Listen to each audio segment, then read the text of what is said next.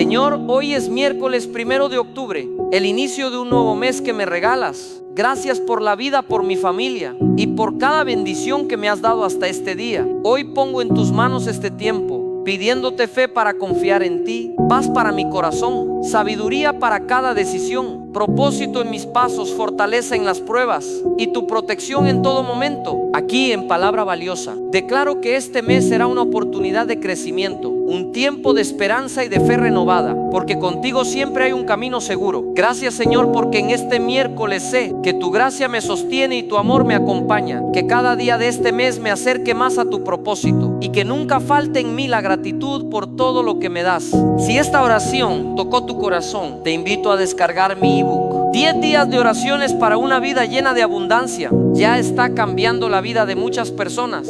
Descárgalo desde el link que está en mi perfil. Que Dios te bendiga.